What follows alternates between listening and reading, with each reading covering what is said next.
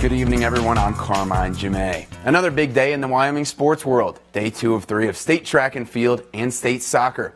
We start with the boys 4x100 meter relay finals. Here's Glen Rock's Jaron Fritz coming down the stretch in the 2A 400 meter relay.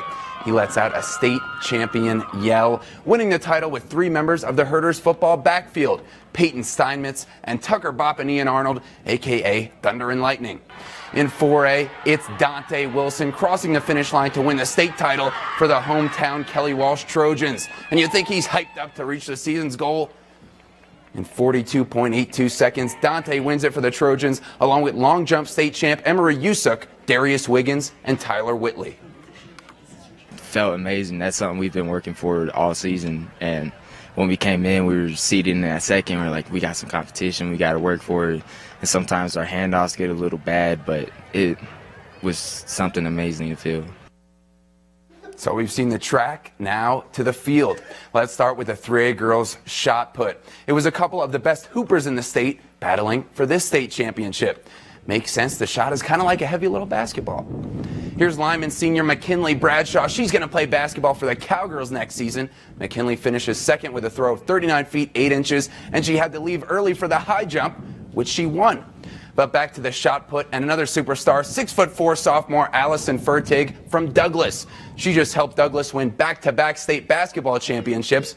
Well, today she won her first track and field state championship. Allison throws the shot just under 41 feet 9 inches, and she's having quite the multi-sport high school career as just a sophomore.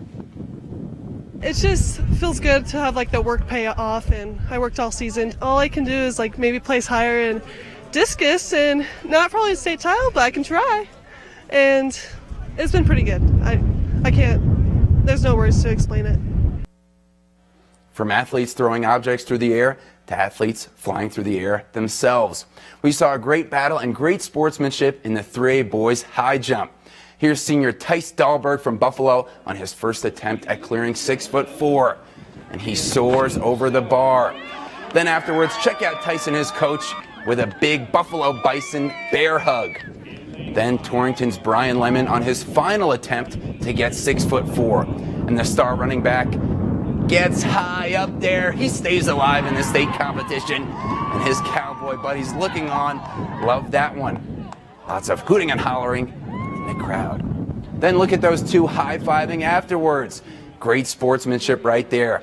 Neither guy cleared 6'6", so Tice wins the state title by getting 6'4" in fewer attempts. And after his coach, the first one to congratulate him is the second place finisher, Brian Lemon. Here's Tice after winning his first state championship over his buddy. Oh, it was just a really cool moment. Me and him have been competing against each other since 3rd grade. We played basketball together and football, and then we were doing track together last year at state, and it was just a lot of fun.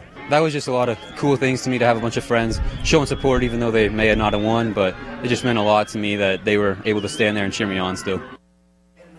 And in the 4A pole vault, Kelly Walsh's Ryan Foy was trying to defend his state title from last year. Easy to see why Ryan's a state champ when you see him fly through the air. But today he finished 5th with a vault of 13 feet even. The winner today was another Ryan, freshman Ryan Karajanis from Sheridan. That young man vaulted 6 inches higher than the competition, winning his first state title, vaulting 14 feet. And Ryan shared the moment with his proud father. Honestly, I think he was probably more happy than I was, just because he's my dad, so he was really proud of me, and I think he was happy for me. It made me feel like I've never felt before. So after 2 out of 3 days at state track and field and a lot of beautiful hugs and moments, here's the team standings. For the 4A girls, Cheyenne Central's in the lead with Laramie and Cody within 10 points. 3A girls, Douglas has a big lead in first. 2A girls, Pine Bluffs basically has it wrapped up, same as Cokeville in 1A. For the 4A boys, Kelly Walsh is in first by 15 points over Sheridan. 3A boys, Mountain View with a similar lead. 2A boys, Bighorn up by 37 points. And in 1A, Upton is also up. And while that was going on in Casper, up in Jackson today, it was the state soccer semifinals. For the 4A girls, the defending state champs Central beat Kelly Walsh 6-3. And in a shootout, last year's state runner-up Thunder Basin took down undefeated Rock Springs. The Tigers finished the season 19-1. So it's a rematch of last year's state championship for this year's state championship, Central against Thunder Basin. And in the 4A boys state semis, Thunder Basin advanced over Cheyenne East 3-0, and we had another shootout. The Jackson boys beat Star Valley in an upset 4-3. So tomorrow for the 4A boys state championship, it's Thunder Basin against Jackson. And in the 3A girls, both number 1 seeds advanced to the championship. Buffalo beat Riverton 3-0, and Cody had a scare against Worland, but they're still going for a three-peat tomorrow.